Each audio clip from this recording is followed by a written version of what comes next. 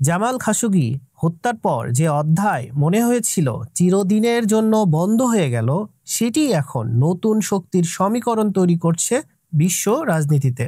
যুক্তরাষ্ট্র সফরে সৌদি যুবরাজ মোহাম্মদ বিন সালমানকে এমন এক রাজকীয় সংবর্ধনা দেওয়া হয় যা হোয়াইট হাউসের ইতিহাসেও বিরল।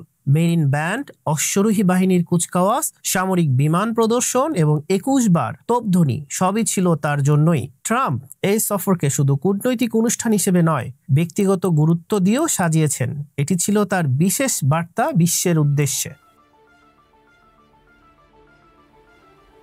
এ সফর বিশেষভাবে গুরুত্বপূর্ণ কারণ এই ছিল খাশোগি হত্যাকাণ্ডের পর যুবরাজের প্রথম ওয়াশিংটন সফর। 2018 সালে সেই ভয়ঙ্কর হত্যাকাণ্ডের পর তিনি আন্তর্জাতিকভাবে প্রায় একঘরে হয়ে পড়েছিলেন। সিআইএ বলেছিল হত্যার নির্দেশ যুবরাজের সম্পৃক্ততা ছিল, কিন্তু এবার ট্রাম্প তার হয়ে প্রশ্নের মাঝখানে দাঁড়িয়ে উত্তর দিলেন খাশোগি ছিলেন অত্যন্ত বিতর্কিত ব্যক্তি। এই মন্তব্য স্পষ্ট করছে ওয়াশিংটনের দৃষ্টিতে খাশোগি ইস্যুটি এখন অতীত।